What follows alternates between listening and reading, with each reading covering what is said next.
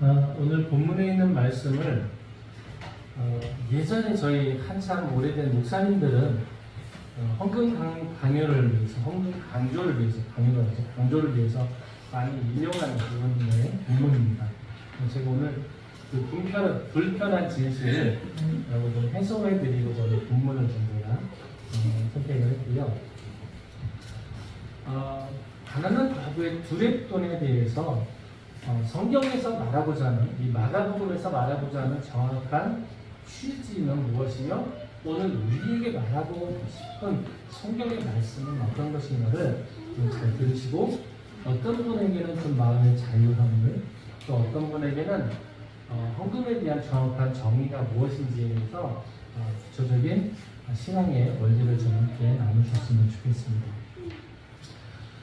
일단 급하게 먼저 오늘 본문으로 그냥 바로 딱 들어가서 여러분 단행자간이 여러분이 헌금을 어떻게 넣는지를 이렇게 쳐다보고 있다면 기분이 어떠시겠어요? 좀 애매하시겠죠? 그런데 예수님은 그 헌금을 넣는 사람들의 헌금을 넣는 사람들을 반대편에서 이렇게 쳐다보고 있었어요. 참 재미있으시죠? 그런데 예수님께서 그렇게 쳐다보시면서 굳이 그런 모습을 성경에 기록되고 그런 모습을 통해서 예수님께서 오늘 우리에게 말씀하시고자 하는 게 뭐냐? 부자들은 많이 넣은 걸 보셨고, 심지어는 가난한 과부가 넣을 때는 두렙돈을 넣는 것을 보시고 분명히 그것을 말씀을 하시는 거예요. 아마 제가 이렇게 하면 여러분들 시험 들지 않으실까요? 그렇죠? 근데 예수님께서 지금 이렇게 하신 거예요. 그런데 예수님께서 그럼에도 불구하고 그것을 통해서 어떤 이야기를 하고 싶으신지에 대해서 여러분 아시면 깜짝 놀라실 거예요. 오늘 본문을 통해서. 자, 예수님께서 말씀하시는 것은, 자, 예수님이 이렇게 헌금함을 보고 계시는데 왜 그 헌금하는 사람들의 모습을 보셨을까? 예수님은 어떤 관점에서 보고 계실까? 이걸 먼저 좀 찾아보고자 합니다. 여러분들의 생각은 어떤가요?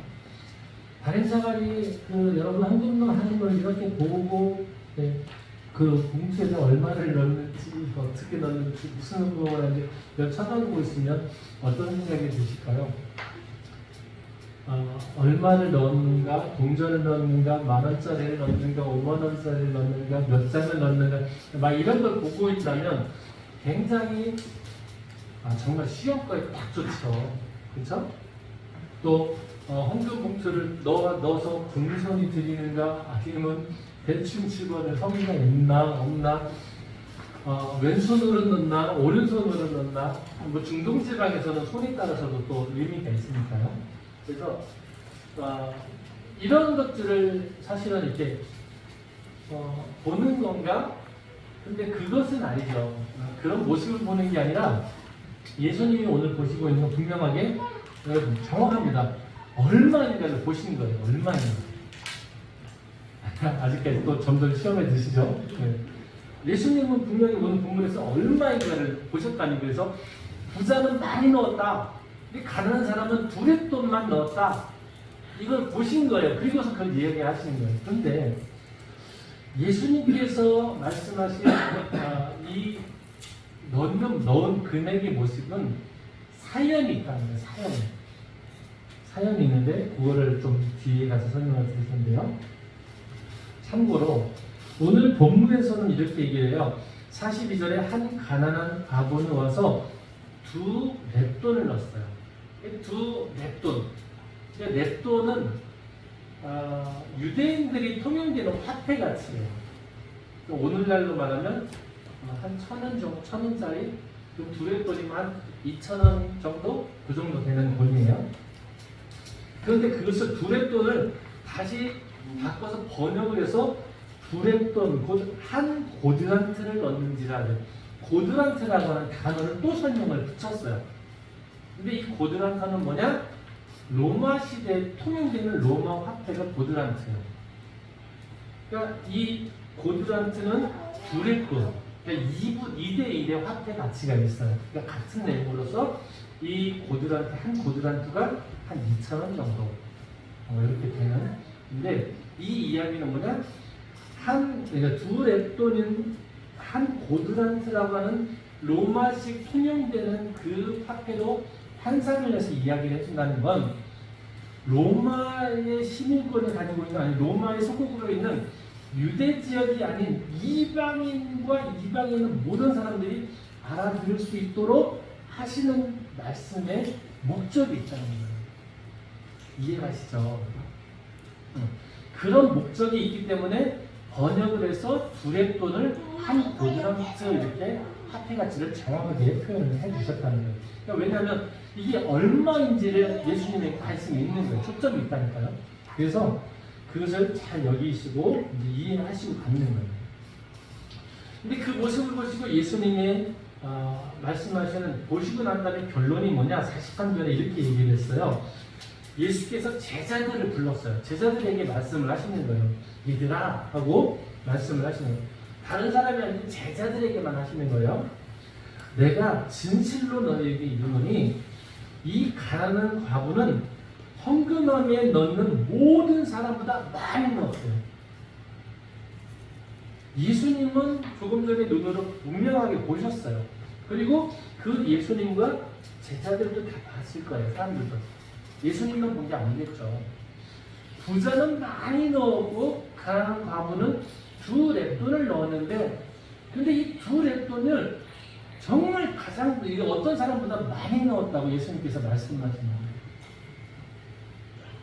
예수님께서 왜 이렇게 말씀을 하셨을까?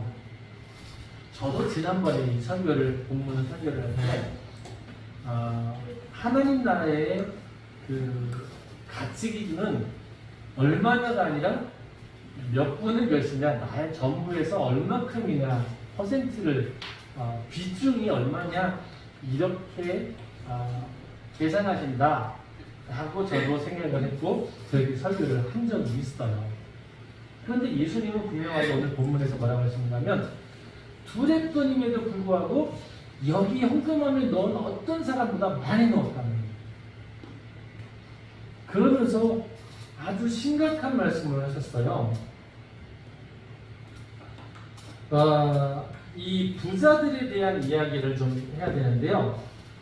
44절에 그 이유를 설명을 하세요.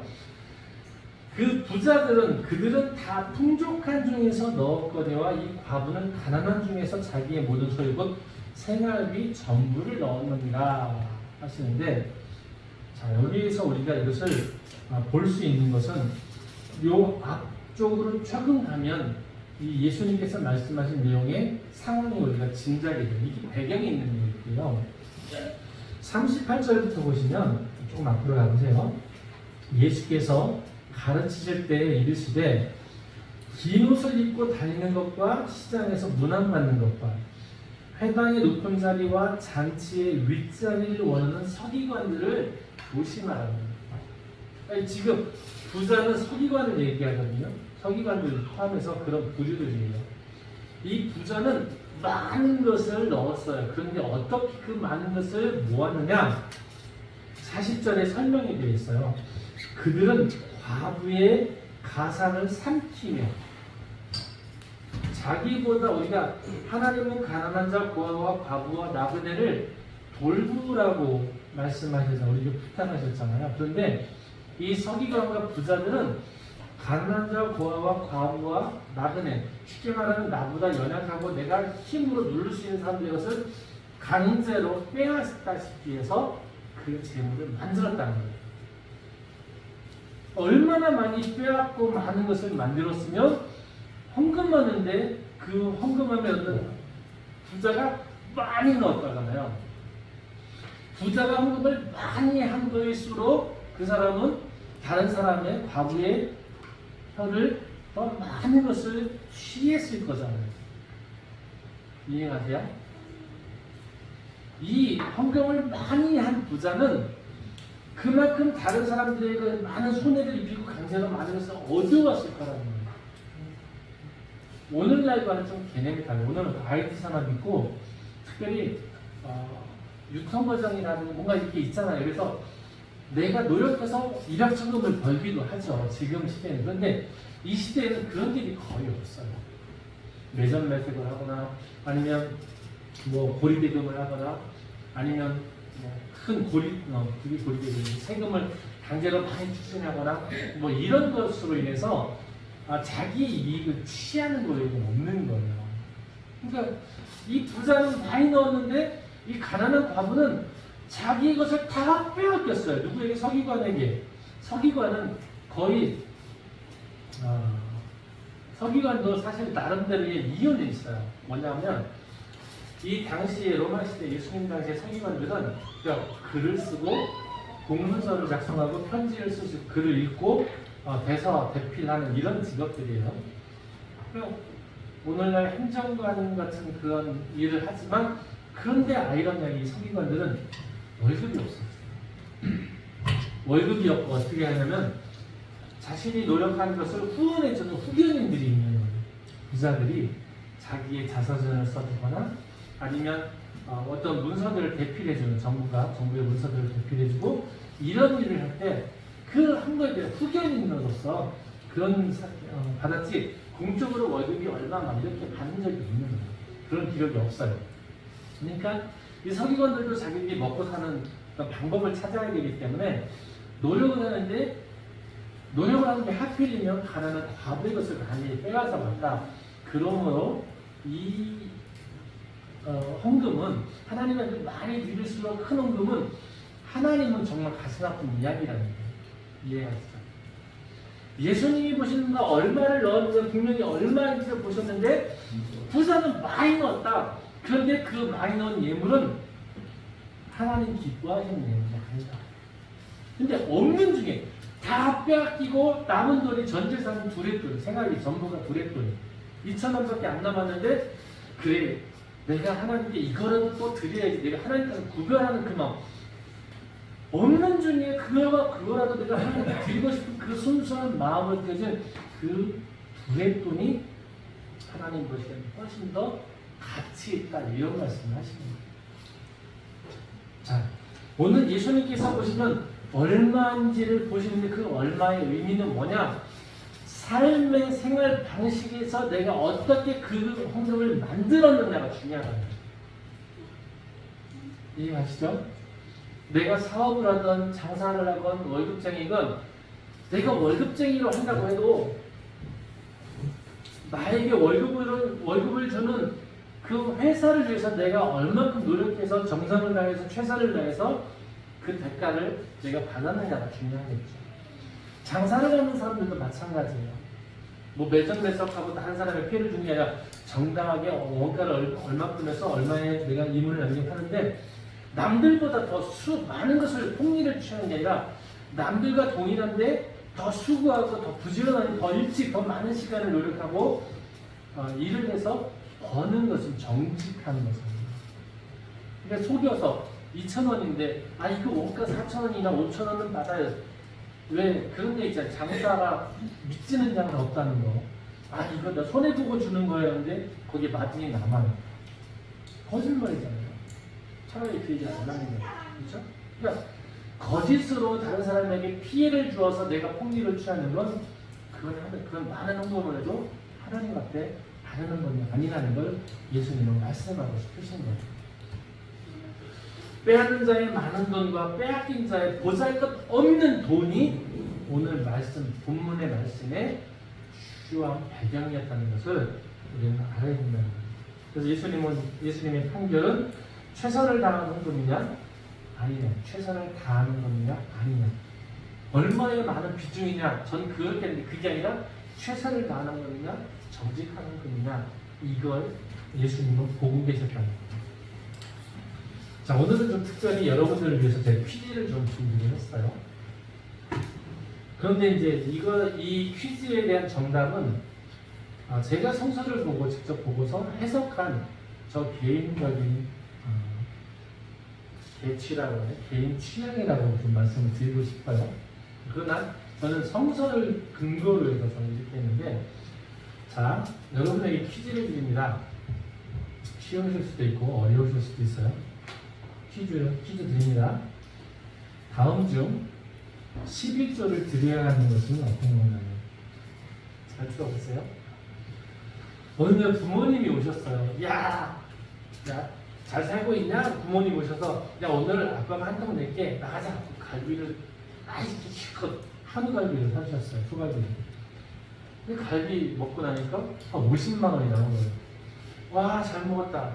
집에 와서 곰곰이 생각해보니 이걸 위해서 11조를 드려야 될까 말아야 될까 고민이 생겼어요. 여러분, 11조를 드려야 될까요? 말아야 될까요?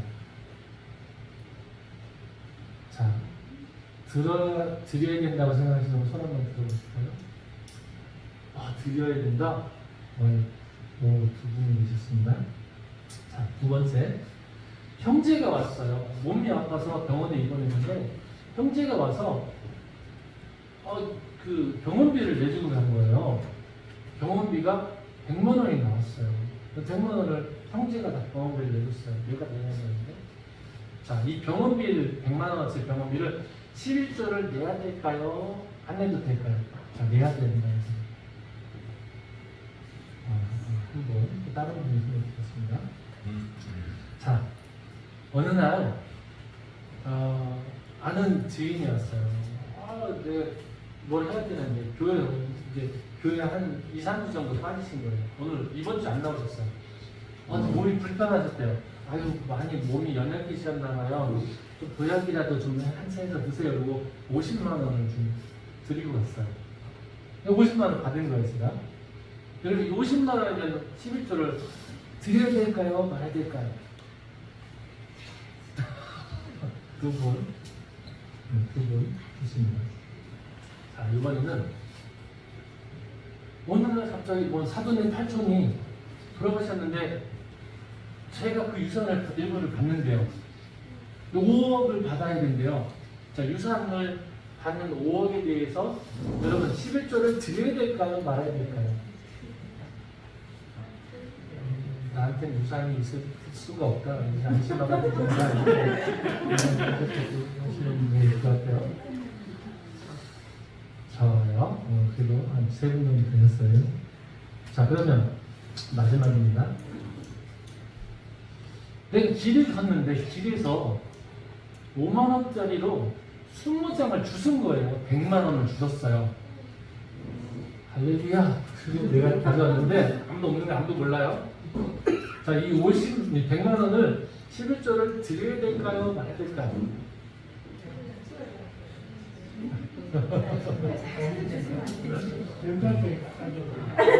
경찰서에 갖다 줘버려요. 그러셨죠? 경찰서에 갖다 줘버려요. 이 얘기 마지막 길에서 현금을 100만 원 주셨어요.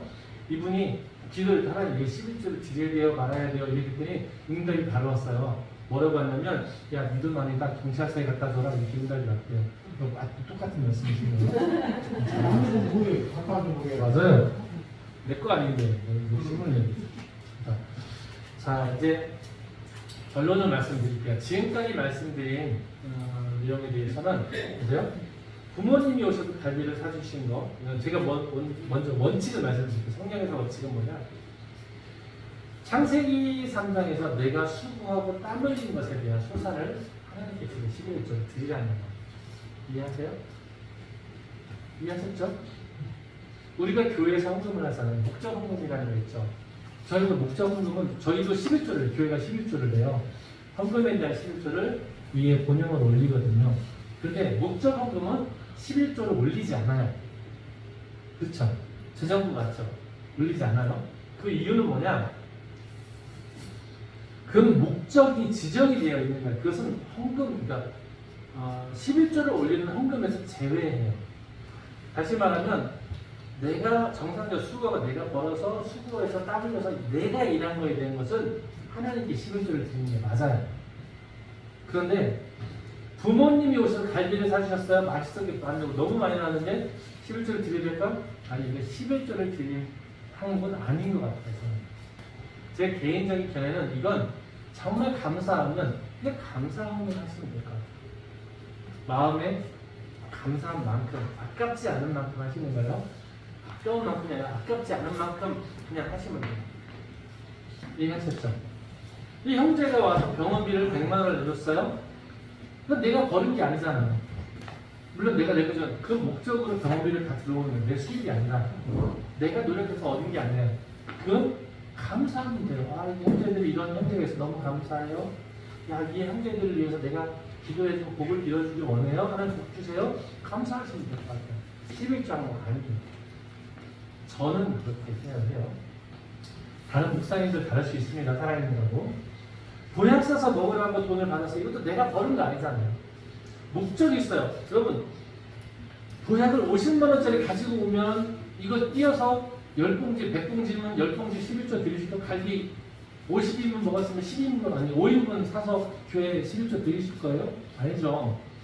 그게 물건이든 현금이든 똑같은 거 아니에요? 목적이 같은데 그걸 굳이 11조라고 딱 띄어서 이렇게 하실 마음에 들면 내려놓으시라는 걸 저는 말씀을 드리는 거예요. 그냥 정상적으로 내가 일을 해서 월급을 받는 것 이거에 대해서는 내가 11조 하는 게 아니에요. 내가 수고하고 내가 노력한 내가 버는 거 하나님 나에게 주신 재능을 가지고 하니까 그 재능을 주신 하나님께 11조를 드리는 건 맞아요. 근데 불로소득으로 내가 노력하지 않은 것으로 얻어진 것에 대한 11조는 그냥 여러분이 감사하는 감사함을 하시면 돼요. 그건 11조로 의무조를 해야 될 경제상은 아니다라는 건 저는 그렇게 해석이 된다는 거예요. 여러분 집을 샀는데 5년 뒤에 집을 생각하니까 한 3억이 생겼어요. 11조를 내야 될까요? 말아야 될까요? 애매하시죠? 내고 싶으시죠? 안 내면 안 될 것 같잖아요. 그치? 내고 싶죠? 안 내면 이 복이 하나님 복을 걷어가실 것 같잖아요. 그렇죠? 여러분들이 각자 기도해 보시고 결정하세요. 제가 결정 안 해드리고 너무 다른 걸 터서. 자, 그러면 이런 경우 있어요. 부부가 있잖아요. 우리 가정에 있잖아요. 남편은 돈을 벌고 아내는 돈을 벌잖아요. 근데 남편은 신앙이 없고 아내는 신앙이 있어요. 이 11조를 드려야 될까요? 말아야 될까요? 2분의 1만 드리는 거죠. 어찌게 할까요? 네. 애매한 거 제가 정확하게 딱 해드릴게요. 남편의 월급을 받아서 11조를 아내가 신앙이 있어서 믿음이 있어서 드리고 싶은데 남편이 믿음이 없어 동의를 하지 않아요. 그러면 안 하셔도 돼요. 안 하시는 게 맞아요. 단 내가 남편으로부터 생활비를 받는 한 달 생활비가 있잖아요. 남편이 200만 원 벌어요. 네? 우리 저축하고 뭐하고 남편이 다 하고 나서 너는 생활비로 내가 아내에게 100만 원을 안에서 당신 좀 살아줘. 라고 100만 원을 딱 내놨어요. 그러면 본인의 믿음으로라고 하면 그 생활비에서야 자기가 아끼고 내가 조금 덜 먹고 절약해서 11조를 만들어내는 건 오케이. 그건 가능해요. 그건 가능하지만 그것도 남편에게 설명을 잘해야 돼요. 그렇죠? 남편이 그것도 동의를 해야 되는 거예요. 여보, 당신이 200만 원을 벌어서 나에게 200만 원 주잖아. 그리고 100만 원 대해서 나에게 생활비 주잖아. 내가 전체 200만 원 대해 12조는 못하지만 100만 원에 내가 하는 것에 대해서 내 믿음대로 내가 10만 원, 11조 했으면 좋겠는데 당신은 어때? 허락해 줄까? 동의를 받고 하시는 건 괜찮아. 근데 그것만으로 동의가 안 된다? 안 하셔도 돼요. 그 영혼 부분이 중요하지 11조가 중요한 게 아니에요. 이해하셨죠? 그런데 남편과 아내가 맞벌이 각각 벌어요. 그러면 내 것은 내 거, 남편이 딱 구분을 얘기하잖아요. 그럼 내가 믿음이 있으면 나는 내 거에 대한 11조만 하면 돼. 남편까지 내가 11조 다 할 필요는 없어요.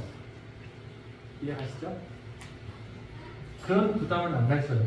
난 내 것만. 그리고 내 삶의 모습에 반했나 해서 나를 더 좋아하면 나를 기쁘도록 나를 좋아하는 사랑한 만큼 남편이 믿음을 들고 싶도록 노력하는 거예요. 그 노력의 결과로 남편이 그래 나 한국 당신이 원하는 믿음 나를 동의하고 나도 이렇게 살게 하면 본인의 의지로 11조 드리는 거 오케이 가능해요. 이해하셨어요? 헌금은 억지로 하는 게 아니에요. 부담 주려고 하는 게 아니라 그 헌금은 받은 것에 대한 일부분을 하나님께 영광을 돌리는 거예요. 다시 말하면 헌금은요 이렇게 간단하게 정의할 수 있어요. 헌금은 하나님께 드리는 간증이에요. 조금 전에 이 사르밧이 두레돈을 넣은 가구도 없는 중에 두레돈 있는 것에 전부를 넣은 건 예수님을 보시는 건 그 여인의 삶의 간증을 보시는 거예요. 부자가 많은 헌금을 했는데 그 많은 헌금을 작다라고 보시는 건 그 부자들의 삶의 간증을 보시고 야 그건 형태가 없어 이렇게 평가하시는 거예요. 이해하셨어요? 헌금에 대한 정의는 바로 이렇게 생각하시는 게 맞다는 거예요. 저는 이렇게 드립니다. 자, 그래서 이 어떻게 헌금은 하나님께 드리는 간증이 되는지에 대한 근거를 제가 제시하면 12장 13절로 17절까지도 보시면 어느 날 어떤 사람들이 와서 예수님에게 바리새인이 와서 예수님을 시험합니다. 그들이 예수의 말씀을 책잡으려 하여 바리새인과 헤롯 땅 중에서 사람을 보내매 와서 이르되 선생님이여 우리가 아노니 당신은 참되시고 아무도 꺼리는 일이 없으시니 이는 사람을 외모를 보지 않고 오직 진리로서 하나님의 도를 가르치심입니다. 자, 그런데 가이사에게 세금을 바치는 것이 옳습니까? 옳지 않습니까? 이렇게 물어보는 질문을 한 거예요. 그때 예수님께서 뭐라고 하셨냐면 그 외식함을 아시고 이르시되 어찌하여 나를 시험하느냐 데나리온 하나를 가져오라 내게 보이라 하시니 가져왔거늘 예수께서 이르시되 이 형상과 이 글이 누구의 것이냐 이르되 가이사의 것입니다. 이 예수께서 이르시되 가이사의 것은 가이사에게 하나님의 것은 하나님께 바치라. 이게 예수님의 헌금에 대한 명제를 정확히 말씀하십니다. 헌금은 뭐냐? 가이사의 것은 가이사에게, 하나님의 것은 하나님에게. 내가 수고해서 땀을 흘려 벌은 이 평안과 안식을 하나님으로부터 내가 받았다. 능력을 받았고 하나님이 복 주셔서 내가 이렇게 되었다. 감사합니다. 11조를 하나님께 드리는 거예요. 직장에서 열심히 수고하고 노력했는데 직장 생활하면서 대한민국 국민으로서 세금 공제하죠. 당연히 세금은 가이사의 것은 내야죠. 그런데 그렇게 내는 건 당연하지만, 눈에 보이는 건 내는 건 당연하지만 그냥 보이지 않는 하나님이 나를 돌보시고 건강하게 하시고 나를 안전하게 지키심으로 내가 오늘 사는구나 라고 내가 믿는다면 하나님께 헌금을 드린다는 거예요. 헌금은 하나님께 대한 고백과 간증의 표시인 거지 여러분 자랑하는 게 아니에요. 여러분 그걸 가지고 많고 적고 멋있고 안 멋있고 이런 게 없어요. 내가 하는 것에 하나님께 감사하는 마음과 그 삶을 살아냄으로 인해서 어떻게 드려지는가가 중요하다. 이해하시죠? 예전에 어떤 청년이 저에게 그런 질문을 했어요. 사장님, 제가 처음에 잘 몰라서 그러는데요. 헌금은 얼마 하면 좋아요? 이렇게 물어보는 거예요. 그랬더니 옆에 있는 다른 청년들은 보통 다 1,000원짜리를 하나씩 냈거든요. 감사합니다 하면 5,000원, 10,000원 했어요. 청년들이. 이제 제가 그때는 지도교사였고 평신도였어요. 그때는 평신도였거나 선생님이었어요. 뭐라고 했지 그때는? 교관이었네. 어쨌든 선생님 했어요. 선생님 하고 그랬는데 저는 뭐라고 생각했냐면 제 평신도일 때 헌금에 대한 제 생각은 얼마를 하면 적당한가요? 이렇게 당신이 생각할 때 아깝지 않을 만큼 하시면 돼요. 그렇죠? 내가 1,000원을 하는데 이거 내가 아까워서 뭘 할 수 있는 돈인데 아깝다면 안 하셔도 괜찮아요. 그런데 내가 2만 원밖에 없는데 갑자기 2만 원을 다 하고 싶고 2만 원을 해도 아깝지 않을 것 같아요. 그럼 여러분 2만 원 하실게요. 근데 2만 원 하셨다고 자랑할 건 아니에요. 여러분 안에 그 하나님과의 깊은 교제를 하고 있는 여러분 안에 하나님이 차지하는 비중이 이 헌금에 나타나는 거예요. 그럼 누가 하느냐? 누구에게 보여주느냐? 하나님께 보여주는 거예요. 담임사관에게 재정부에 이런 거 상관없어요. 어떤 분은 헌금에 이런 말씀은 어때요? 그래서 드리면 하나님 다 아실 텐데요? 아니요. 그 당신이 하는 그 모습을 간증을 통해서 다른 사람도 보고 은혜 받아요.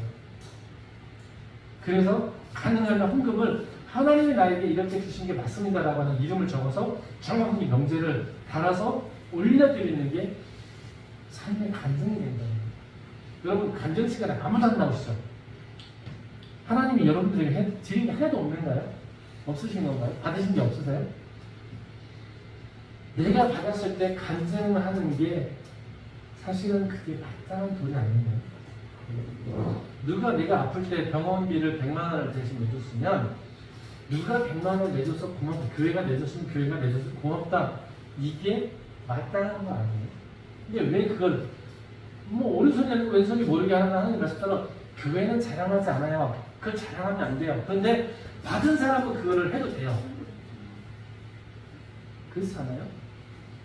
그 받은 사람이 정말 고마우면 하겠고, 근데 그 받았지만 고맙지 않으면 그런 말 안 할 거잖아요.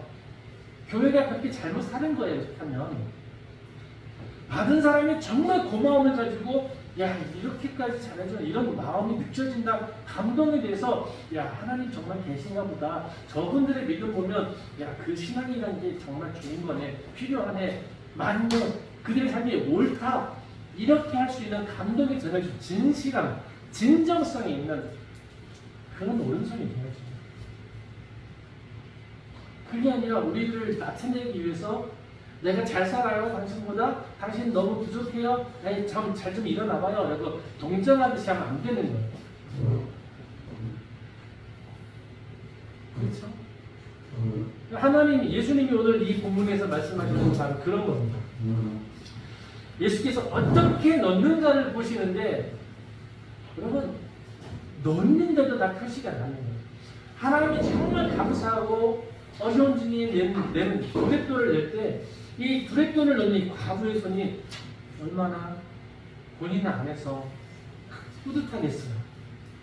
간절함이 있고, 나의 전부인데, 나의 생활비 전부를 넣는데, 그 다음에 하나님을 얼마나 기대하겠냐고. 하나님, 나 이거 이제 드리고 먹을 게 없어서 어쩌면 굶을 수 있어요. 그래도 나 하나님 더 그거보다 그런 닥쳐올 일보다 내가 더 하나님께 드리고 싶은 마음 아시죠? 그런 마음을 담아서 드리는 게 아니에요. 그럼 얼마나 그 마음에 간절함과 용서함이 있겠어요.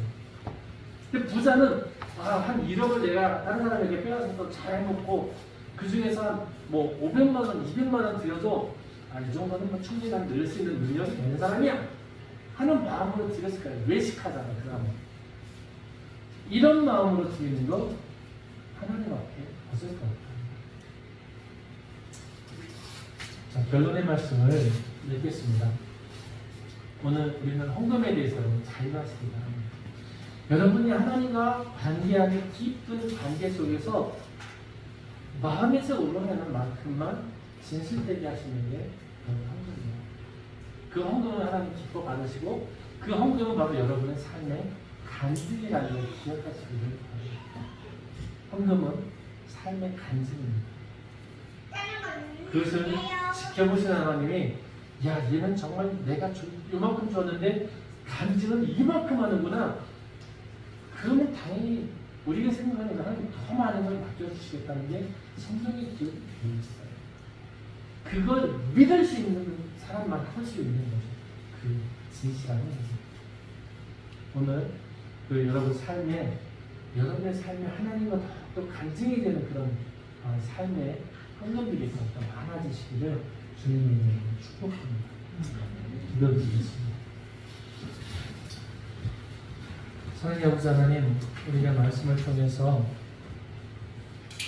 우리가 때로는 부자가 된다고 하는 그런 삶이 어쩌면 또 요행을 바라고 행운을 바라는 그런 삶이 어쩌면 내가 거지로 살아가고자 하는 그런 마음이 시작인지 모릅니다. 내가 지금 어렵고 힘들더라도 내가 나누고자 하는 주인의 마음, 부자의 마음으로 살 수 있는 참된 그리스도의 마음을 우리가 알게 하시고 그 삶을 하나님 허락해 주시기를 원합니다. 우리가 진정 나눌 수 있는 부자의 삶으로 넉넉한 마음을 가지고 하나님 앞에 부자로 쓰임받게 하여 주시옵소서. 예수님의 이름으로 기도드리옵나이다.